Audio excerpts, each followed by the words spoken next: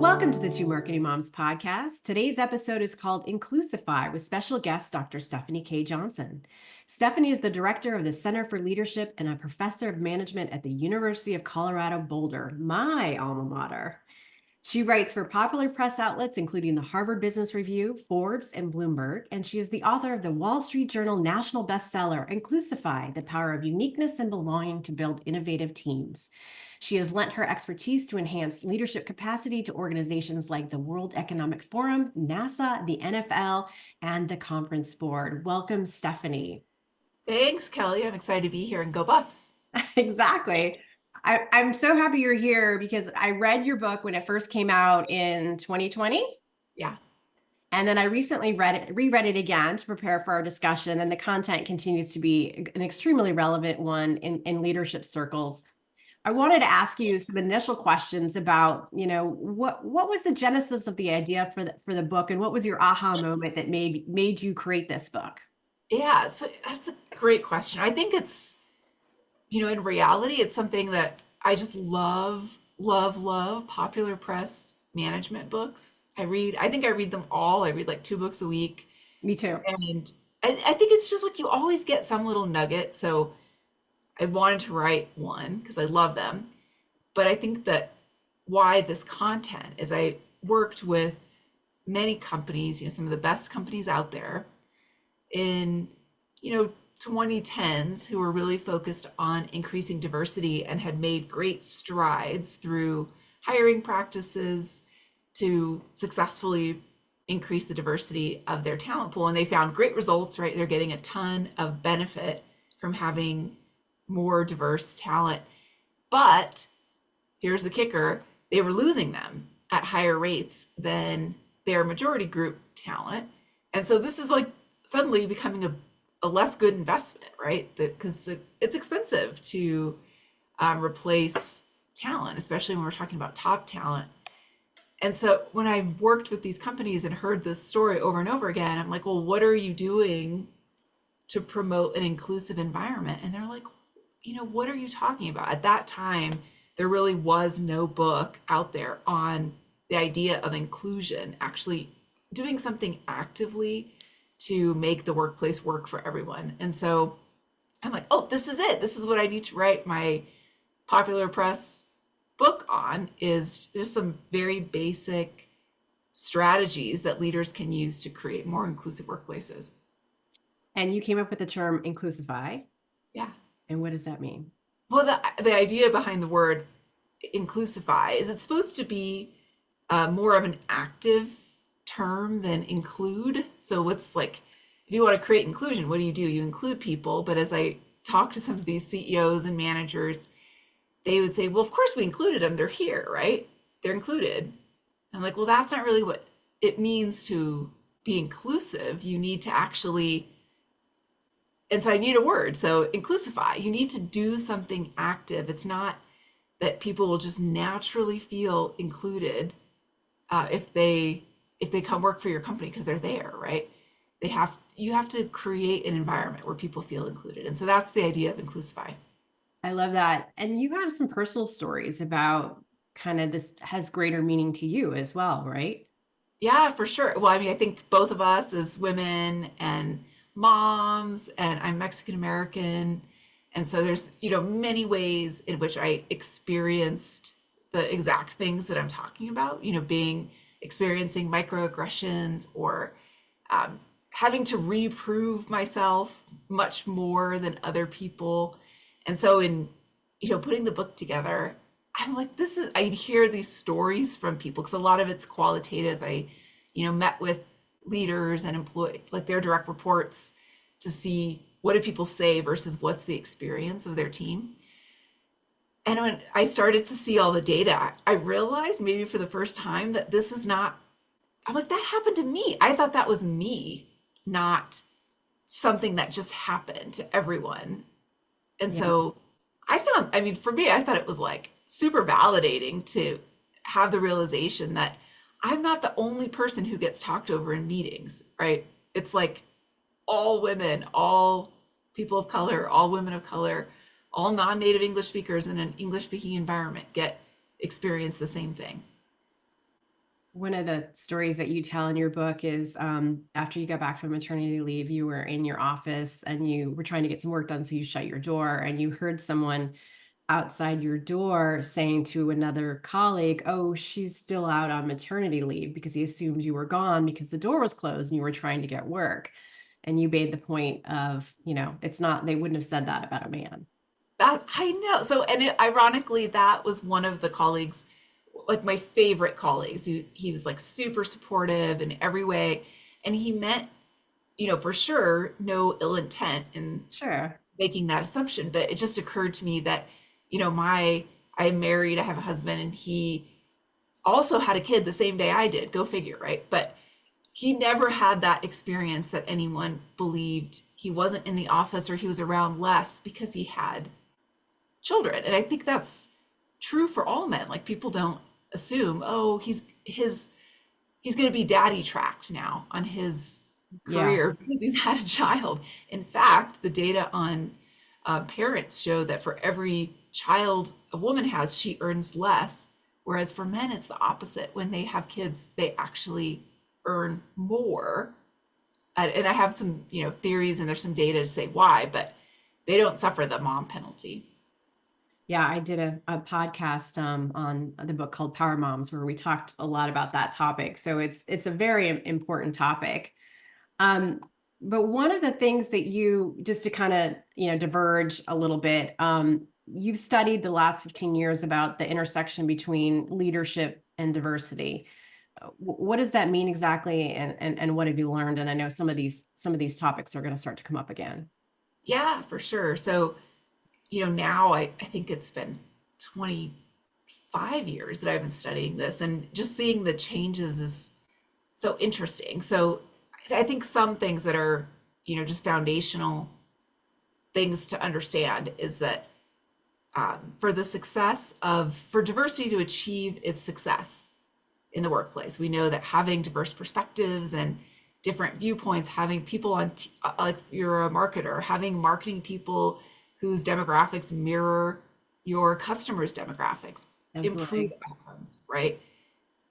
But not always. So initially, I would say when I started doing this research, like no one talked about this. And then there was hey, this can actually be beneficial. Identity, gender, race, ability matters for something, right? It can be beneficial. But then there was like, no, it doesn't always benefit you. And then I would say the most up to date research says diversity has a positive impact on outcomes, whatever they are, stock prices, when the environment is inclusive. So you're actually able to put a spotlight on or lend a microphone to those diverse perspectives, you get the benefit. If you don't have an environment that supports everyone to have their voices heard, you don't get the benefits. And in fact, you don't get benefits, but there's also reasons that diversity slows things down, right? That you can create more conflict. It's sometimes easier to make decisions when everyone's the same. They're not the best decisions, but they're easy, right? So today, I would say, I think everyone agrees that there is a real benefit to diversity for individuals, companies, and definitely for society. If you look at the World Economic Forum's data, Yeah. yet you need to make sure you have inclusive leadership to realize all those benefits. Let's talk a little bit about stats, and going back to where we were in 2020 as to where we are today in 2024. When you wrote this book, there were 5% of women as leaders of Fortune 500 companies. The number has risen to 10%. Yeah, It's not a huge number. We'll take it. yeah, But these numbers are more challenging for people of color. What are your thoughts on some of those numbers and the progress that we've made over the last 4 years? yeah. So, I think if you look at the Fortune 500, it's 10%. That doesn't feel great. It's, 50 women. If you look at all companies, really 1 in 4 C-suite leaders are women. But as you point out, Kelly, so astutely, that number is only 1 in 16 for women of color. Yeah. So we still have a long way to go. And I don't know how, you felt in the last couple years, but I feel like any inch toward progress, I think it is progress, right? We should, maybe the demographics of companies should mirror those of society, like just naturally. Yes. But anytime some progress is made, it seems like there's overwhelming backlash from, certain segments of the population who feel like someone else's progress is Sure. costing them personally. So you see these lawsuits against entrepreneurial angel investors that are funding Black women. They were just sued. Um, there is maybe it's like 13 attorneys general got together and wrote letters to companies who they felt like were using diversity in a discriminatory way and like questioning practices that promote equality, threatening to sue them. To be fair, many more attorneys general wrote a letter back saying like, no, you still have to promote diversity because, any progress does not mean that someone's been engaging in illegal practices. And I'll give you an example, but I wonder, is this just me who's seeing this, or do you feel like you see the No, same? I mean, how many months ago was it that the Supreme Court eliminated race as a checkbox on the application, the college applications, Yeah, which has yeah, huge implications for colleges trying to attract people of a range of races. So you're absolutely right. There are some things that have started to pull back, let alone the whole women's rights issue, but we won't even go there today. yeah. Oh, I know. Yeah, for sure.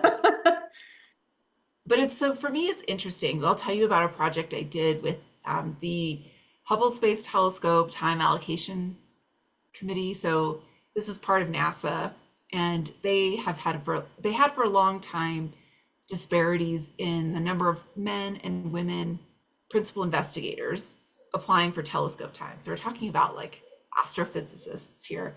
Yeah. And if you want to study supernova or black holes, you need to use a telescope. And so you have to apply and you get money, but really the benefit is getting time to answer your research questions. And they had consistently found the male astrophysicists were outperforming the women in terms of getting access to funding and telescope time. And this was their, kudos to them because this was their realization, and they reached out to me to help solve this problem. So I'm not coming in to criticize them. I'm like, okay, you noticed this tiny, it was a small disparity, but it was so consistent. Yeah. And it wasn't even in the number of men versus women, it was the percentage, because very few of the applicants are women to begin with, right? Yeah. So after like we studied it, we tried different things, and finally we just removed names from applications. So you don't know if it's a female astrophysicist or a male astrophysicist. And in fact, we instructed people not to discuss who it is because it's a small, how many astrophysicists are out there, right? It's a small community. Maybe you can figure it out, but instead we're like, focus on the science. So don't talk about, well, this person, I don't know if they have the expertise. And so they did that at Hubble in the very first cycle. It eliminated all gender bias. Yeah. And now they've applied this across NASA. And someone just published a more updated study than mine showing that the effect persists, and it's even greater, that younger scientists and female scientists are getting more access to this. So that's great, right? Like we can do these interventions. There's no way you can say there's bias in that. We've taken the names off, right? Yeah. Yet that decision or, making that change was met with a lot of resistance because we reached out to scientists in the community to get feedback. How would this work?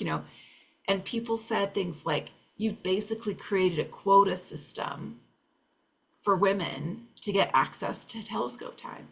How is that a quota system when there's How is no? it? It's like the opposite of a quota, right? Like, Yeah. is the reality, is that person's view that if we removed male privilege, that women are going to get more access? If that is their view, then great, right? Because we want the very best scientists who are going to leverage their expertise to create great scientific discovery. It's not, like, so I feel like my point, and I really don't think it came through, but the point is, I think no matter what you do, even if it's the least You'll be biased, criticized. it's going to be criticized. Yeah. There's a similar study that gets talked about. It's not even a study; it's actually been executed, whereby national symphonies are having people do their rehearsals in order to enter the symphonies. And they're doing it blind behind a curtain, and they're making them take their shoes off so they can't tell if it's a woman walking in heels or a man. And it has significantly increased the amount of women on national symphonies. So that's Yeah. another example. I know. So that's where we got the idea. Oh, it is. Yeah. For the NASA thing, I was like, well, like, what they did in the National Symphony was Yeah. we don't even have to remove shoes for this. And so Yeah. now if you apply for NASA funding, in almost every directorate, almost every application process, it'll be blind, double. We call it double blind usually because you don't know who's reviewing you, and the reviewer doesn't know who the person is, and it's used in a lot of areas of science. But yeah, if it works, like how can, and I don't think it cures everything. So if, for your listeners, if they're like, oh shoot, why don't we just do that? It'll cure all the problems. It doesn't cure all the problems, because there's also who gets access to PhD programs to even become an astrophysicist, and, who's encouraged to go into STEM fields. And so it's not the ultimate panacea, but if you show that that works, you really have to wonder, like, it's like proof, right? It's proof that there's still bias persisting. And so when people rage against efforts to reduce bias as reverse discrimination, it's like, it's not reverse discrimination. It's just trying to get like clear Level the playing way. field. Yeah. Yeah. Well, what are your thoughts on why it's so hard for companies to attract, retain, and engage diverse teams? Yeah, I think there's so many things. So I don't know if attracting is as difficult. That is, through gender decoding of language, for example, or same thing with race. If you really highlight that your organization focuses on like people's ability and their contributions to get ahead, I think you can quickly eliminate deterrence to people applying, right? Sometimes people say women have to meet all of the job requirements to even bother applying. Yeah. I think there's truth to that. So you can move more things to the nice to have. Some organizations for internal promotions have switched to automatic application. So everyone who's eligible for this promotion will be entered unless you withdraw yourself. Yeah. And they find that then you don't get the gender bias, because women aren't going to go through the effort of, I'm going to take my name off the list. They just don't want to put their name in the list, right? Yeah. So I don't feel like that's the problem. I think the problem is that if you have never experienced not feeling included, not feeling like you belong, having microaggressions against you for something, for an accent or whatever it might be, it's hard to understand that perspective, because we're not inherently good. I understand my perspective. I don't understand your perspective, right? And we don't always take the time to really listen and try and see other people's viewpoints. So I think that's the reason we see this higher turnover. It's lack of respect, ability to get ahead, feeling valued. And until we, I think we can fix this through leadership, by having leaders who take the time for their own good, not even for like because they want to help others, but just for their own benefit. If those leaders invested in themselves to be more inclusive, they would reap the benefits, because you're only as successful as your team. Absolutely. And that leads to the topic of unconscious bias. Can you talk a little bit about how do we address unconscious bias, and what are the lessons we need to know Yeah, to it's move so from hard. unconscious to conscious bias? Yeah, because if it's unconscious, how do you know it's happening, right? Yeah, exactly. And that was like with the NASA example, no one thought they were being biased when they were doing the reviews. They would say, no, we're basing it on the science. but because it's unconscious and pervasive, it has, maybe tiny effects, but it's in those tiny margins that we choose who gets into the high potential program, who we tap on the shoulder for a leader development opportunity or a promotion. And what it comes down to is like you have a prototype of what it means to be, a successful marketer. And when people act like or look like or talk like your prototype, you assume that they're going to be successful. And so the way our brains work, if I assume like you're a CU buff, I think you're going to be awesome in every way because you have a great education. I will notice all the things that you do to confirm my pre-existing beliefs Sure. and discount the things that you do that don't Hmm. affirm what I believe. So how do you deal with that? I think you can make structural changes like take the names off resumes. You can't take the names off everything. So I try to track things. If I have a spreadsheet of who have I given recognition to, who have I given high profile assignments to. And so I can be aware if say I'm not giving any recognition to this one team member. Well, there's two potential problems there. One, I'm biased against them. I'm not noticing the things that they did that are really excellent. Or two, they're just doing a terrible job, right? Either way, it's my job as a manager to be paying attention to that. If they're not doing a good job, it's on me to support them to improve their performance. So you got to like follow up and do the work. Yeah, it's very challenging. You had 3 lessons about moving from unconscious bias to conscious bias. Do you want to chat a little bit Yeah. about that? Yeah, the ABCs. I think Yeah. so the And the ABCs are DEFs. and the DES. First, you have to admit it. I think that, oh, I'm not biased, I'm a good person, doesn't help anyone because you're just going to be less open to seeing the mistakes that you make if you're like trying to push back. So I think that's what a lot of this pushback is so toxic because it's like we refuse to admit our very human nature in saying we don't have biases, even though we can show it. Like in the lab, we can show it all through NASA. Like we do, it's there. So start with admitting it, and it's not like I admit it and it's okay because I'm human. It's like I admit it, and the B in the ABCs is that you have to block it.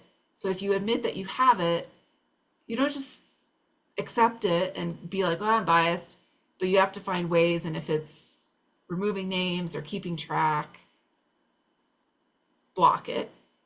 And then the C is count it. So like measure if what Yeah. you're doing is having an effect or changing things.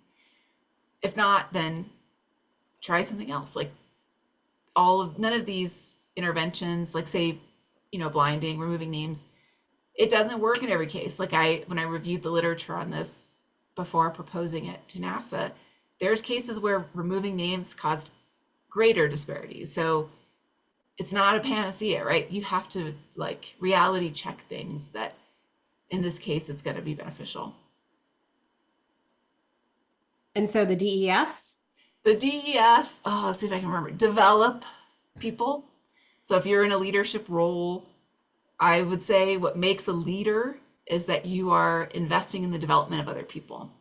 And so ensuring that you're developing people equally. You could say equally across identity, but like just equally, right? I know we have favorite employees, and I think that's also human nature. And if you are going to be a successful leader, you need to develop your people.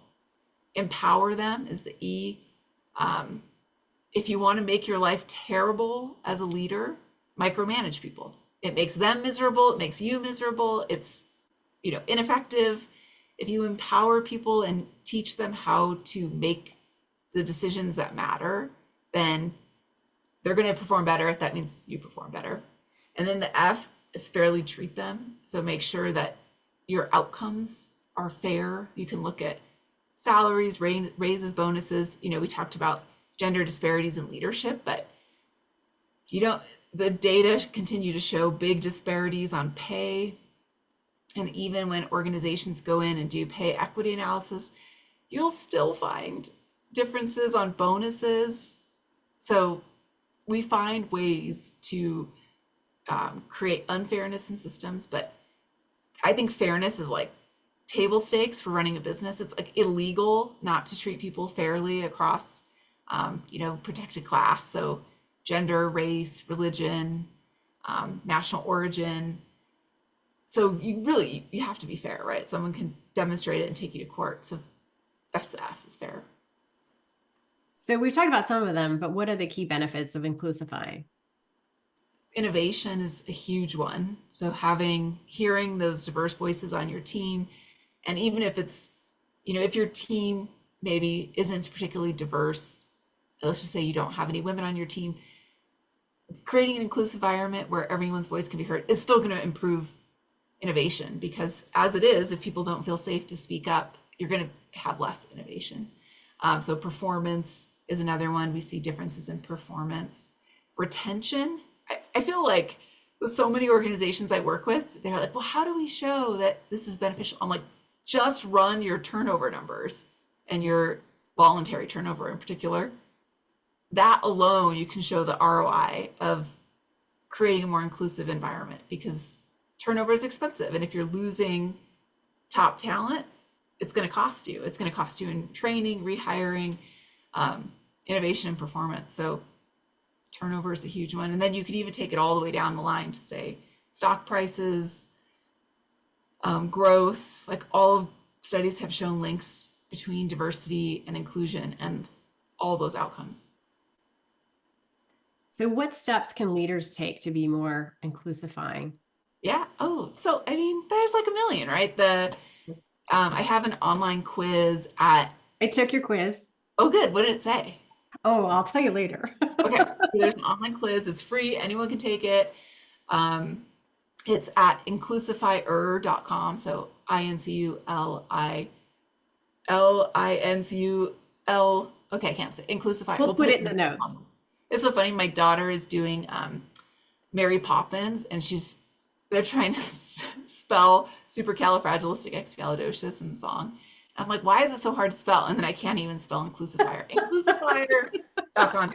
It'll tell you like maybe your natural tendency or where you are now. Yeah. Are you really strong at supporting uniqueness? Like that is, I recognize that people are different and I value that difference. Or are you really strong at promoting belonging? I can create the esprit de corps of my team.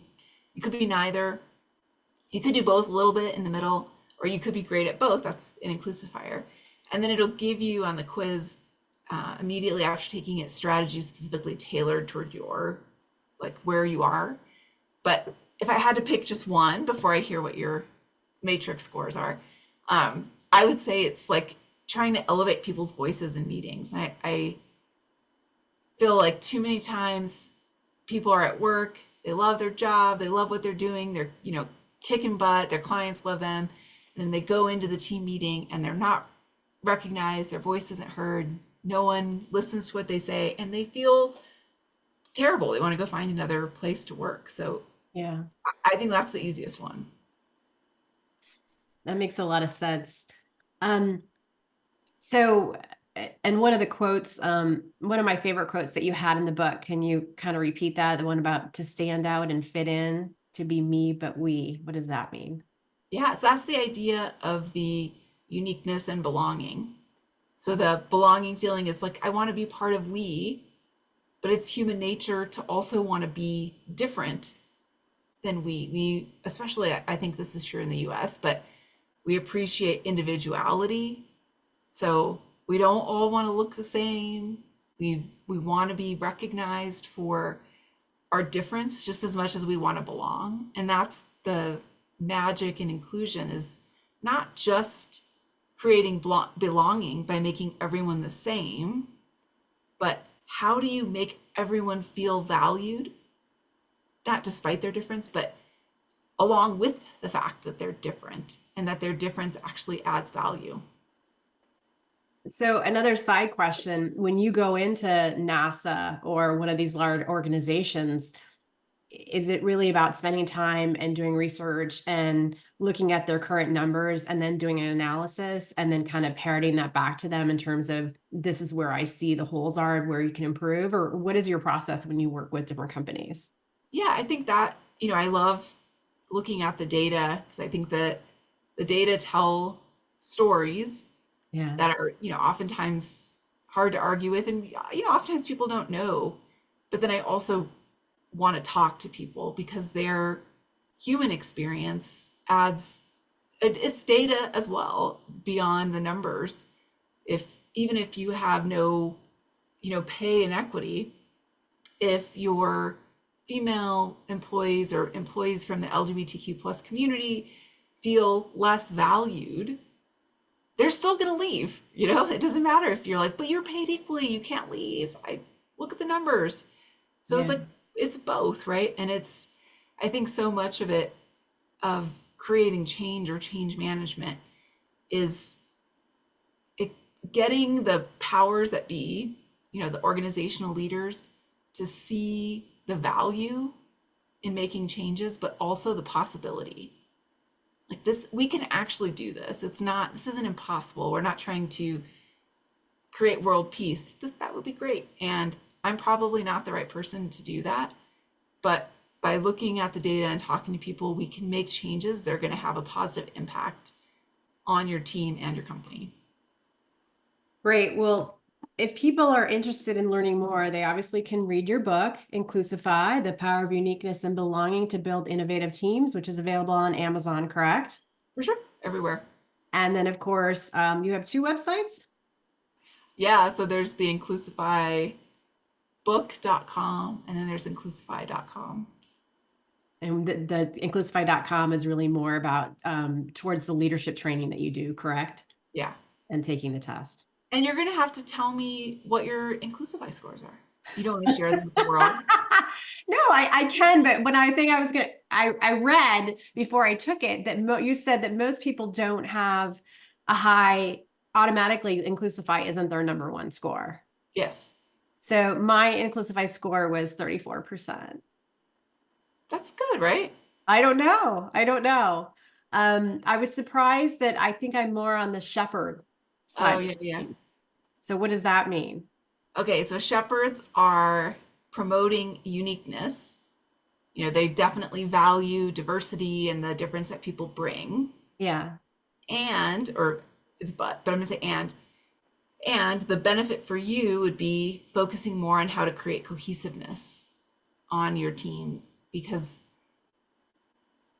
for everyone to feel included, like everyone has to be brought to the table. And so sometimes shepherds and white knights, the people who are really like, we want to focus on diversity, are leaving out majority group members. And that's where we get that backlash, right? Like Meaning white males is what you in the US, let's say, yes, we're okay. talking in most, like if you're talking about So there were several questions about white males, and yeah, I probably definitely had a different answer yeah. others might have on that in terms of Yeah, I preference. feel like I foretold the future in Inclusify because it came out in 2020, and I'm like, if we put forth this effort to create an inclusive environment, but we don't support white men in this process, they're going to quit too, or they're going to backlash. And then I'm like, oh Right. man, we have the backlash. So, And that is a challenge to make sure that they're engaged and they want to be a part of it and they're motivated to be a part of it yeah. And I think a lot of, without them feeling threatened by it. you got it. Yeah. And it's like, is this what I say to sometimes, shepherds and say, well, why is that my responsibility? And I'm like, well, why is it the white man manager's responsibility to make the women feel included? It's Interesting. maybe it's because it's the right thing to do, but it's also just good leadership. Yeah. If you're not bringing everyone along with you and you're making some people, right or wrong, doesn't matter if they're right or wrong, feel like they don't have an opportunity to be successful, then like there's something that you have the opportunity to change to make your whole team more successful. So everyone should go to inclusifier.com to take that test, the Inclusify leadership quiz, correct? And then you'll know Yes. what we're talking about. Yes. Wonderful. Thank you so much for taking the time today, Stefanie. It was a fantastic conversation. I learned a lot, and I highly recommend the book for anyone who is interested in learning more about the topic. Thanks, Kelly. I love your podcast.